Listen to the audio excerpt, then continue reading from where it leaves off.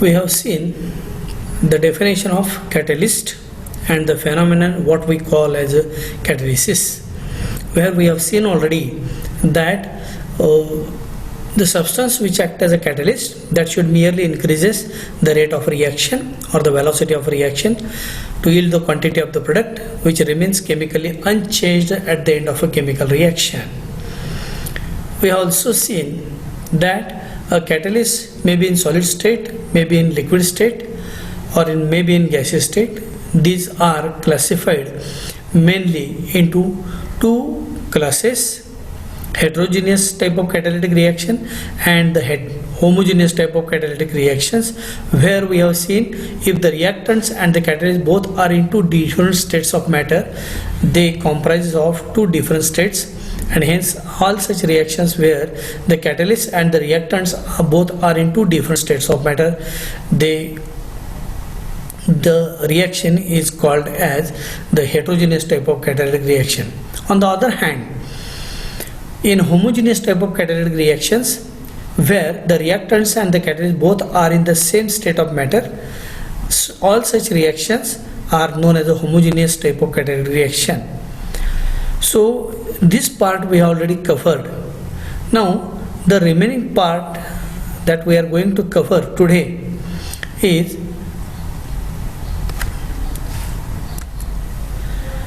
after the completion of this classification of catalytic reaction, we are going to start with the types of catalysis, then the characteristics of catalytic reactions, the mechanism of catalysis with the help of intermediate compound formation theory and adsorption theory. We are going to study the actual mechanism and the industrial applications of these catalysis. So we shall begin with the types of catalysis. Now, in types of catalysis, the catalyst either may be in solid state, liquid state, or in gaseous state.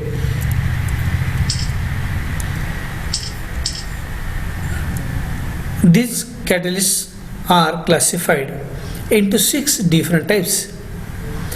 The first type is a positive type of catalysis. The second type is known as a negative type of catalysis. The third is known as heterocatalysis. Fourth is known as an induced type of catalysis. Fifth is known as acid-base catalysis, and sixth, enzyme catalysis. So we shall study all these 6 different types one by one by taking into account one very simple reaction which involves either of these types of catalysis. Now, a positive catalysis or positive catalyst can be defined as any substance which merely increases the speed of a forward reaction or the velocity of forward reaction is known as a positive catalyst, and the phenomenon is known as positive catalysis. So in brief, a positive catalyst is the one which merely increases the rate of reaction. Now,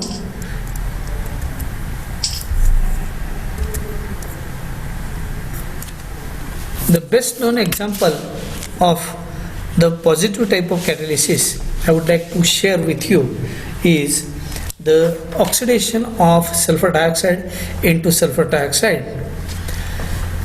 Sulfur dioxide, in presence of atmospheric oxygen, oxidized into sulfur dioxide. Here either vanadium pentoxide or platinum is used as a catalyst. In this reaction, the quantitative yield is obtained only in presence of vanadium pentoxide or platinum as a catalyst. So without the use of vanadium pentoxide or platinum, the reaction rate is very slow.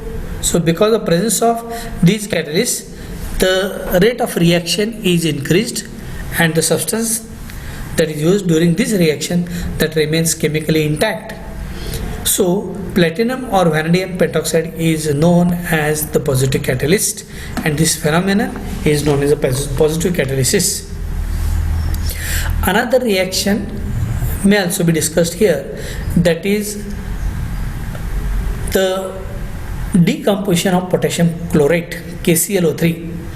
If we carry out the decomposition of potassium chlorate in presence of manganese dioxide, MnO2, then we get maximum percent conversion of potassium chlorate into oxygen.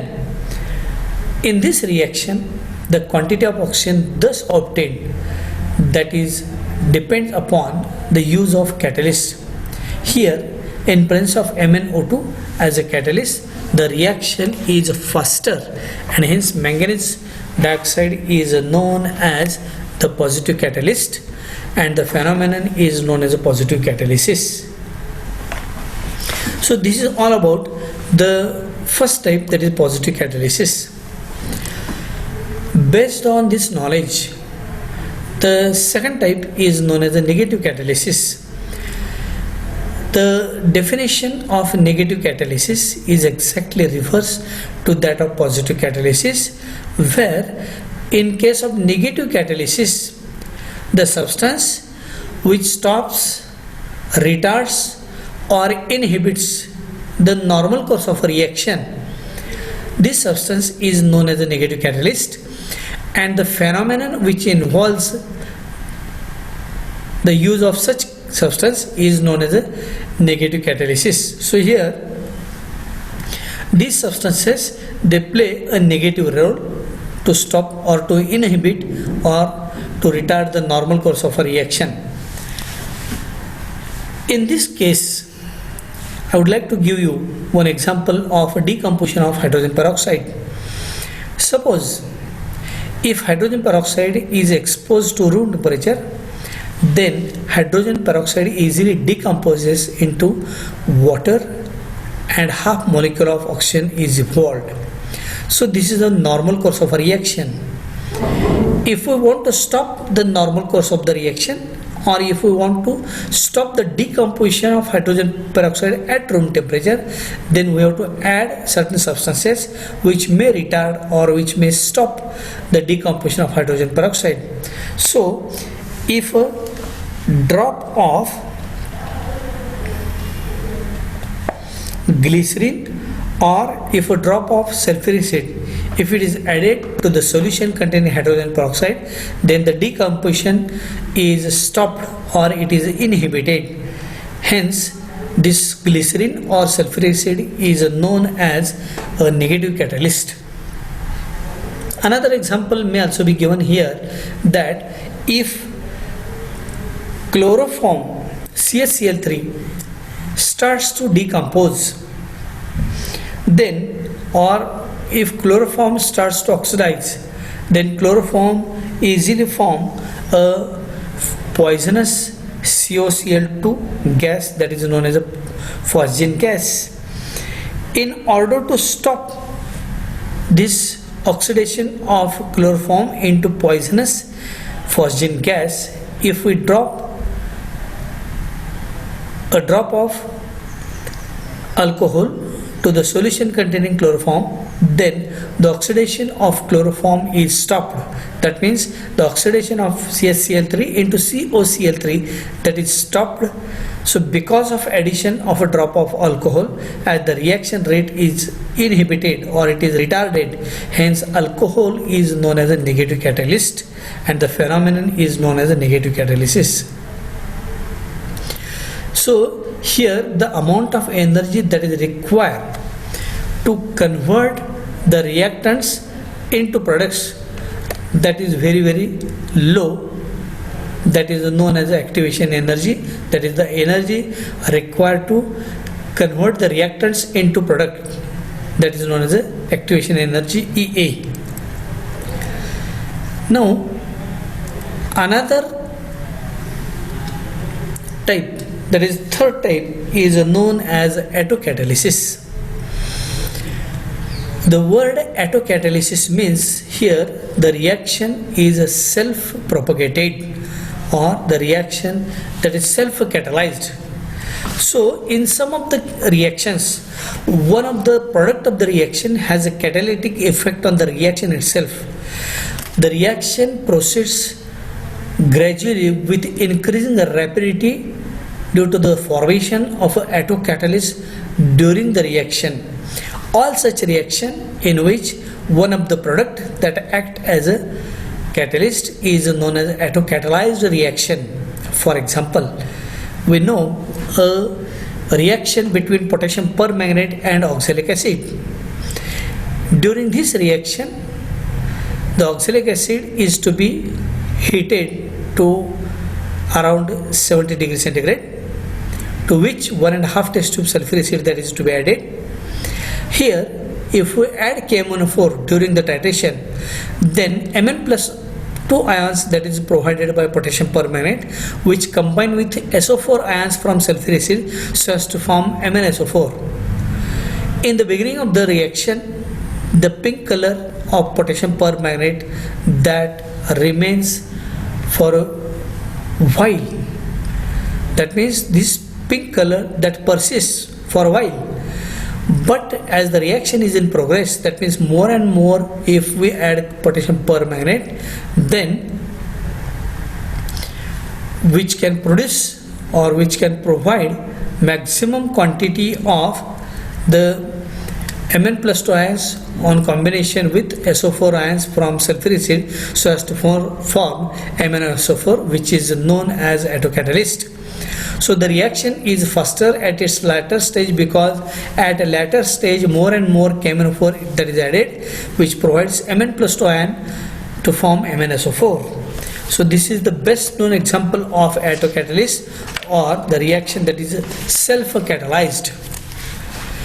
The fourth type of catalyst is induced type of catalysis, where we have to deliberately induce a particular reaction to proceed further.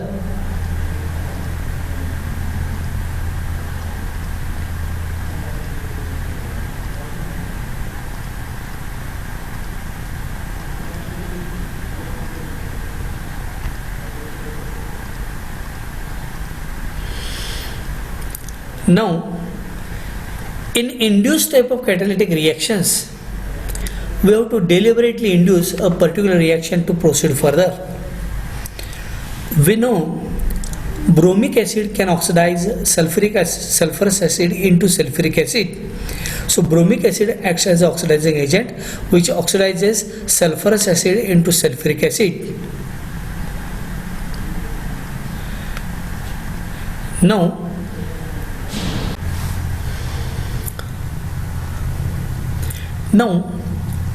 bromic acid can oxidize sulfurous acid into sulfuric acid, but the oxidation of arsenious acid H3ASO3 into arsenic acid H3ASO4 by bromic acid is slow. Now our aim is to oxidize both sulfurous acid into sulfuric acid and arsenious acid into arsenic acid. So if we prepare a mixture of bromic acid and sulfurous acid, to which if arsenious acid is added, then both get simultaneously oxidized into sulfurous acid into sulfuric acid and arsenious acid into arsenic acid. So here, due to addition of this mixture, both gets simultaneously oxidized, and hence this reaction is known as induced reaction. The fifth type is acid-base type of catalytic reactions.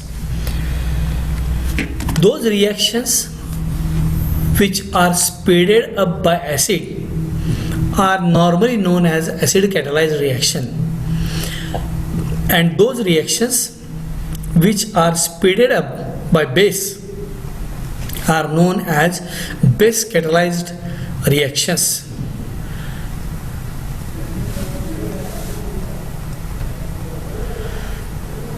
Now, if we take for instance the decomposition of cane sugar C12H22O11 in presence of water, if we add dilute mineral acids, say for example HCl, then this cane sugar easily forms glucose, that is C6H12O6, and fructose, that is C6H12O6.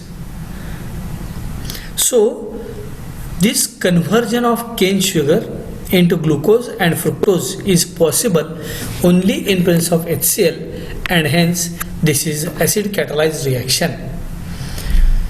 Another reaction may also be given where simultaneous acid and base, those can act as catalysts, and hence this reaction is known as a acid base catalytic type of reaction.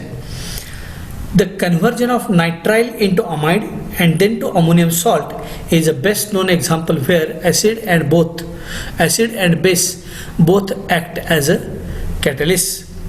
For example, RCN stands for nitrile in presence of water, in presence of acid as a catalyst, it can form RCONH2, that is amide is formed.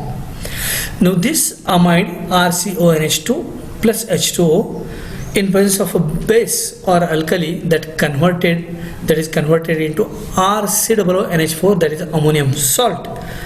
So here this conversion is possible in presence of base, hence it is known as a base catalyzed reaction. The sixth type is known as an enzyme type of catalytic reaction.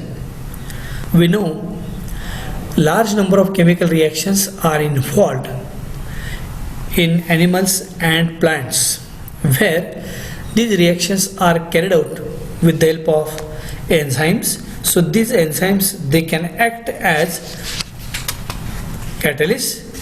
For example, normally farmers supply urea for healthy growth of plants. The enzymes such as urease that converts this urea into ammonia and carbon dioxide.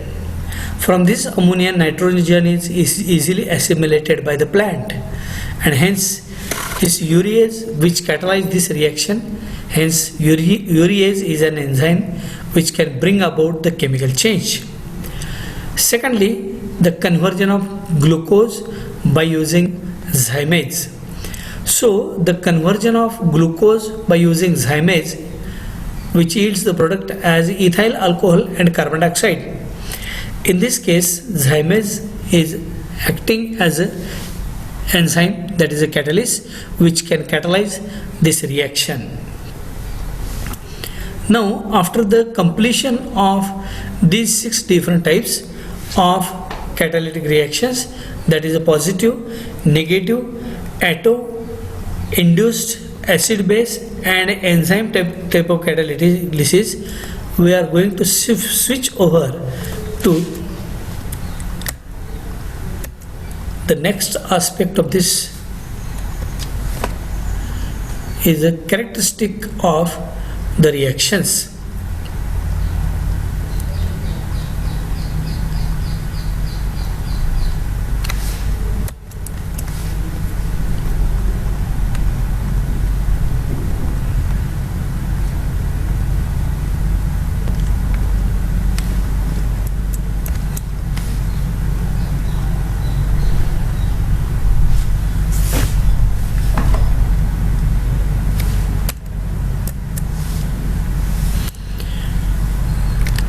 Now there are enone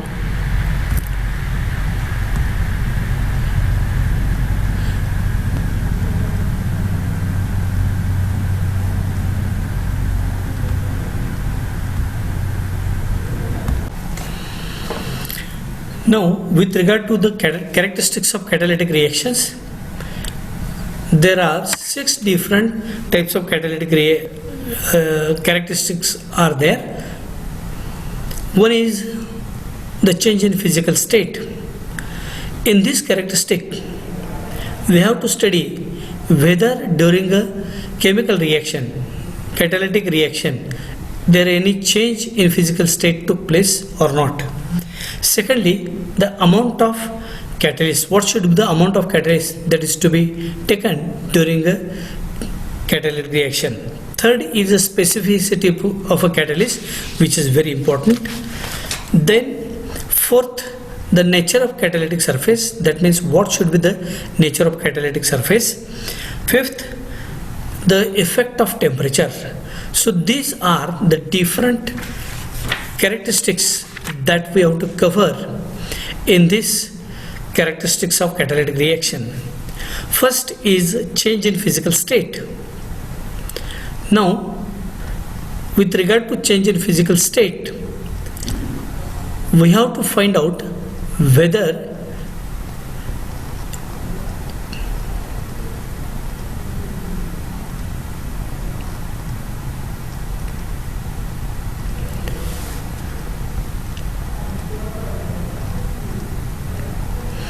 just a minute, I would like to share this.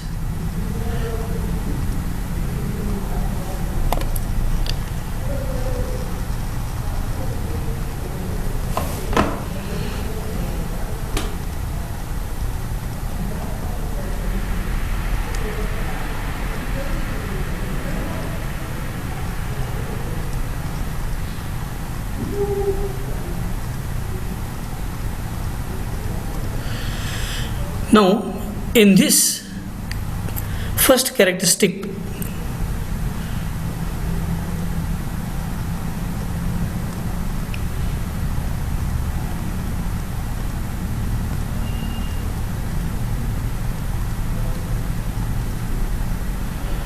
that any change in physical nature that takes place, we know a catalyst can operate in a chemical reaction without itself necessarily undergoing any chemical change, thus retaining the same chemical composition at the beginning of the reaction and also at the end of the reaction.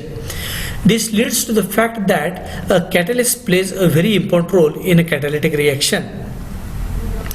So this is the reason why the same catalyst could be used for years together. So the same catalyst could be used for years together. Also, it is noticed that certain surface physical changes those takes place at the surface layer of the catalyst also. Secondly, the amount of catalyst. Now, the amount of catalyst that also matters during a catalytic type of reaction. Suppose we carry out a particular reaction, and during this reaction, if a question arises, what should be the quantity of substance which act as a catalyst that is to be added? It is seen that by carrying out huge experiments, that a very small amount of the catalyst that is needed so as to carry out a catalytic reaction. That means if we want to carry out the chemical change of huge quantity of the reactants into products, a very negligible quantity of the substance which act as a catalyst that may be used. Suppose if we take for instance 2.5 liters of the mixture containing hydrogen and oxygen, so as to bring about this chemical change, only 1 milligram of platinum powder is sufficient. So if we compare the quantity of the reactants that is used, that is 2.5 liters of the mixture of hydrogen and oxygen, the amount of catalyst that is used, that is 1 milligram of platinum powder, is sufficient. So if we compare the amount of catalyst with the huge quantity of the reactants, then it is said that very small quantity of the catalyst that is sufficient to bring about the chemical change of huge quantity of the reactants. The third characteristic is known as the specificity of the catalyst. This is a very important characteristic exhibited by the catalysts, because for every reaction there is a most specific catalyst that is to be used, and if a particular catalyst if it is used for one reaction, it may fail to catalyze another reaction. That means the phenomenon of catalysis is universal selective and specific. A particular catalyst can catalyze a particular reaction only. For example, if we take for instance the example of formic acid decomposition, HCOOH. If we decompose formic acid in presence of alumina, Al2O3, then carbon monoxide and H2O is formed. If instead of alumina, if copper is used as a catalyst, then the products differ markedly from one another. Instead of getting carbon monoxide, you will get carbon dioxide, and instead of getting water vapor, you will get hydrogen. So, in order to obtain a specific product, a specific or highly selective substance which act as a catalyst that is used. In brief, we can say that it is just a lock and key arrangement. That means a particular key can unlock a particular lock only. This key may not be used for other locks so as to open that lock. So it's just a lock and key arrangement. Then the fourth type is the nature of catalytic surface. That means what should be the nature of catalytic surface during a catalytic reaction. It is seen that the scientist F.C. Frank has carried out so many experiments with regard to the nature of catalytic surface, and he found that if a substance that acts as a catalyst, if it is used in a compact or gummy form, then such compact form may not be useful to carry out the reaction. He also invented that if a compact or gummy form of a substance that acts as a catalyst, if it is used, then such substances which are in compact form may not have a physical irregularity. That means it may not have a large number of physical irregularities. So if the compact form, if it is brought into powder form, then the powder form of the catalyst that has more number of physical irregularities. So scientist F.C. Frank has proved that the number of physical irregularities which are present on a catalytic surface, they add to the catalytic activity. That means more the number of physical irregularities, more will be the catalytic, greater will be the catalytic activity. So a compact form of a catalyst may not have large number of physical irregularities. That means it may fail to catalyze the reaction. But if the same mass of a catalyst, if it is brought into powder form or in gauze form, where the number of physical irregularities are more, that means the catalytic power or catalytic activity will be also more. For example, in the manufacture of nitric acid by Ostwald's process, initially platinum rhodium in compact form was used as a catalyst, but later on it was found that if platinum rhodium, if it is used in the gauze form, then this gauze form of platinum rhodium, that is having more number of physical irregularities, and hence the catalytic power is more. Then the fifth, effect of temperature. During any catalytic reaction, this factor plays a vital role in catalytic reaction, because for every reaction there is most effective and satisfactory catalyst for a particular temperature range. We have to maintain an optimum reaction condition for every catalytic reaction at which the yield of the product is maximum. So temperature is very important factor during a catalytic reaction. For example, if in a reaction vessel or container, if platinum, if it is used in the form of a colloidal form, and if the temperature is moderate, then these platinum particles which are in the colloidal form, they are wandering inside the reaction mixture. But if we increase the temperature beyond optimum temperature, then platinum particles which are acting in the form of a colloidal form, they may form bigger aggregates and they settle down at the bottom, and because of which the physical forms have been altered and the reaction rate is changed. That means here reaction rate is very lower because of formation of a coagulation of platinum particles. So for every reaction there is the most satisfactory catalyst, in addition to which a temperature factor that also plays a very important role. So if we consider one reaction, that is a manufacture of sulfuric acid by contact process, where sulfur dioxide gas is catalytically oxidized into sulfur trioxide gas, here vanadium pentoxide or platinum as a catalyst is efficient if we maintain the temperature in between 425 to 450 degrees centigrade.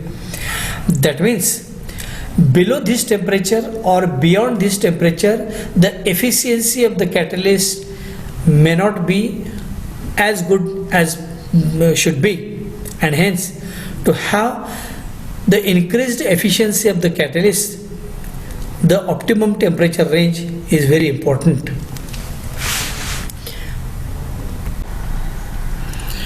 Now there are two different theories were put forward so as to study the actual mechanism of these reactions.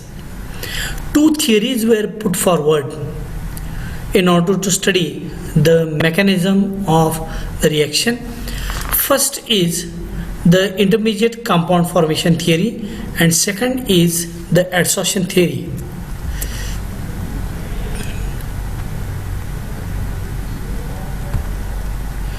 Now, in intermediate compound formation theory, it is assumed that this particular theory, that is only applicable for homogeneous type of catalytic reactions where the reactants and the catalysts both are in the same states. So the theory that is named as intermediate compound formation theory, it is applicable only to homogeneous type of catalytic reactions. According to this theory, here a catalyst operates by providing the reaction path that is considerably lowers the energy of activation, and as we know that energy of activation is nothing but the amount of energy that is required to convert the reactants into the products. So during this catalysis, the activation energy should be low, then and then the reaction is possible. So mechanism of catalytic reaction therefore aims to find out this easier reaction path that considerably lowers the energy of activation. This theory states that for the most part in catalysis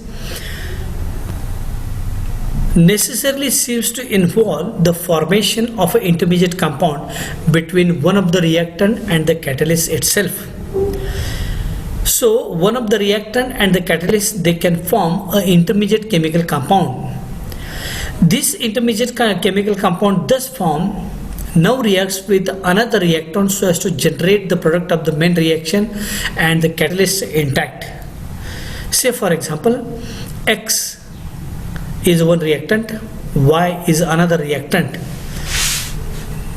Just a minute.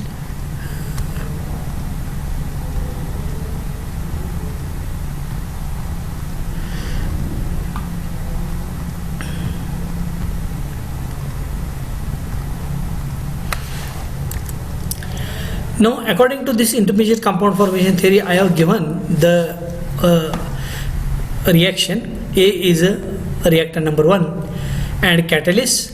So the one of the reactant and the catalyst, they unite to form an intermediate product, and this intermediate compound or product now reacts with another reactant so as to generate the product of the main reaction and regenerating the catalyst intact. Here the example has been given, that is a oxidation of sulfur dioxide into sulfur dioxide in presence of oxides of nitrogen, that is nitric oxide.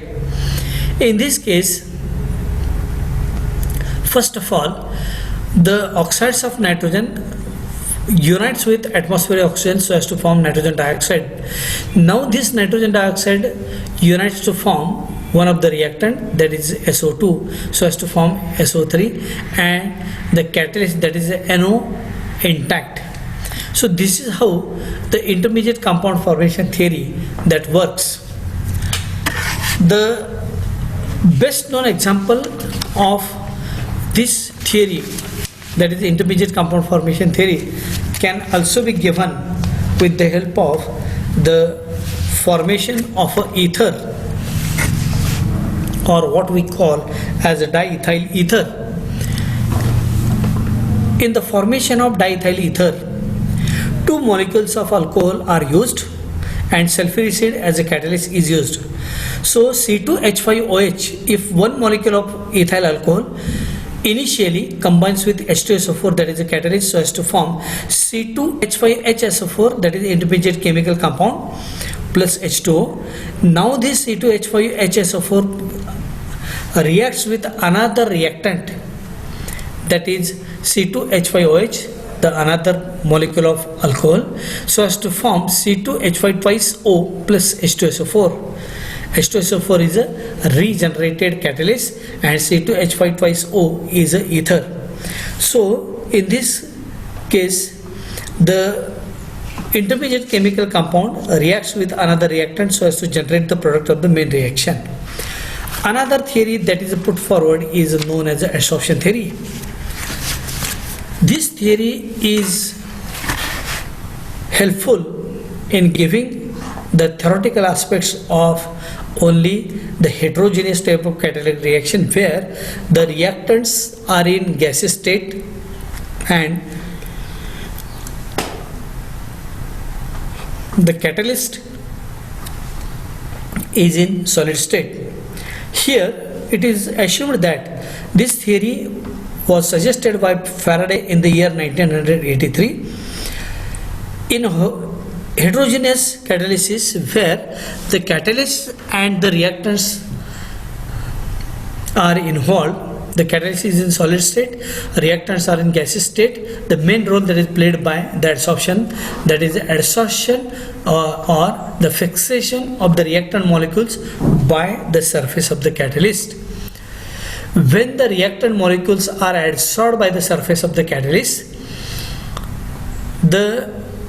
this step is now known as adsorbed activated complex, because these adsorbed reactant molecules are now on the verge to detach from the surface of the catalyst, hence it is known as a adsorbed activated complex.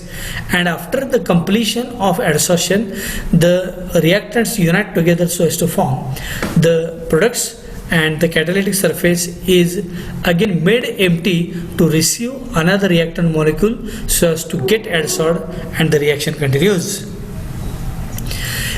This particular theory is helpful only when heterogeneous catalytic reactions are involved, where the reactants are in gaseous state and the catalyst is in solid state. This theory also explains the poisoning of a catalyst, because if we carry out a particular reaction, for example, I would like to give you one example of formation of ethylene by using ethane and hydrogen. If we use ethylene and hydrogen, C2H4 and H2, here copper is used as a catalyst. In the normal course of the reaction, ethylene and hydrogen unite to form the ethane in presence of copper as a catalyst. So copper brings about this chemical change, but a very negligible quantity of mercury is present, then all the active centers which are present on copper catalyst, those are occupied by this impurity which is known as a poison. So all these active sites or active centers, if are occupied by mercury, then no more ethylene and hydrogen molecules get adsorbed. There is no chances of adsorption of ethylene and hydrogen, and here the catalytic power is reduced. At this stage, this is known as the poisoning of a catalyst. So a very small quantity of the poison is sufficient to poison the catalyst.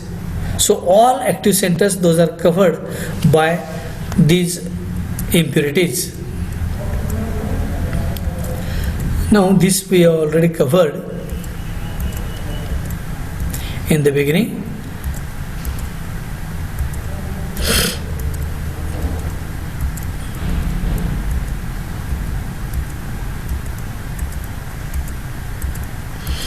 These are some of the reactions which are taking place. Now we are proceeding to the very important aspect of this unit, that is use of catalysts in industrial processes. We know nowadays every industry that runs on these catalysts, nothing a single industry can run without the use of these catalysts. So these catalysts are very important for industries. So the diversity of applications of catalysts is really amazing. These catalysts are used in different physical forms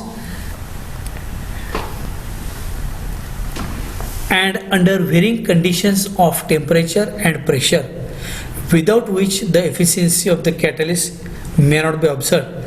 There are certain industries which use, there are a lot of industries, they use these catalysts in one or the other form.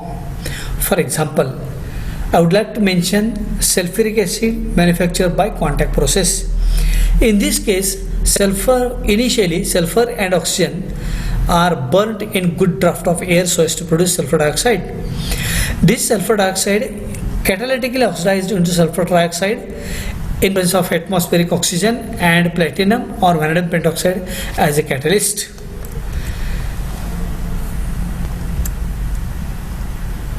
Now, in this case, the main fundamental reaction in the manufacture is the oxidation of sulfur dioxide in sulfur trioxide. In this case, as sulfur dioxide is catalytically oxidized into sulfur trioxide, this sulfur trioxide gas has strong affinity for water, and hence if it is absorbed in water, fog will be formed. That means H2SO4 will be formed, but it is in gaseous state, and hence it is known as a fog of sulfuric acid. First of all, it is absorbed in concentrated sulfuric acid so as to obtain oleum, fuming sulfuric acid or disulfuric acid, and this fuming sulfuric acid is diluted with water so as to obtain sulfuric acid of any desired strength. Now, sulfuric acid can also be manufactured by another method that is known as the lead chamber process, where SO2, O2, water vapor and oxides of nitrogen as a catalyst are used so as to form this sulfuric acid. So here oxides of nitrogen, they play a very important role.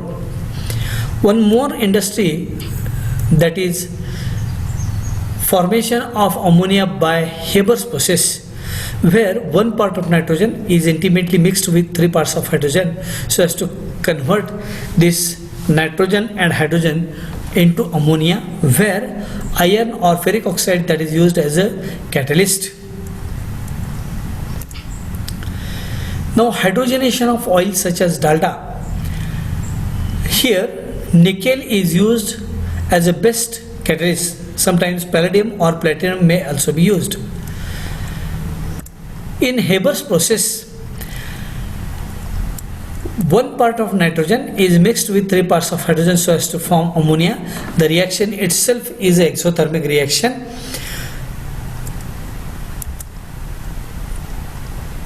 Here, actual pathway of a reaction that is shown where how nitrogen and hydrogen unite to form ammonia. The pressure is about 200 atmosphere, temperature, optimum temperature is 450 degrees centigrade. Iron is the best catalyst. Hydrogen and nitrogen are mixed in 3:1 ratio. Because the reaction is reversible, not all nitrogen and hydrogen will be converted into ammonia. Only about 8 to 12% of ammonia is that form. Rest all is unchanged or unreacted nitrogen and hydrogen. Those are again compressed so as to produce this ammonia. Now just now I have mentioned the lead chamber process. These are the diagrammatic representations of this process, and these are the chemical reactions. This is again a contact process where I have shown a flow sheet of how sulfur is burnt in good draft of air so as to produce the sulfur dioxide, and this sulfur dioxide is catalytically oxidized into sulfur trioxide, and this sulfur dioxide is now absorbed in water, concentrated sulfuric acid, so as to form the disulfuric acid and fuming sulfuric acid or disulfuric acid that is diluted with water so as to obtain sulfuric acid of any desired strength. This is again with regard to the Ostwald's process for the manufacture of ammonia, where the oxidation of ammonia takes place. Platinum rhodium gauze is used. This is Ostwald's process. Hydrogenation of oil, just now I have mentioned hydrogenation of oil, where nickel, palladium or platinum is used. This is again the same slide.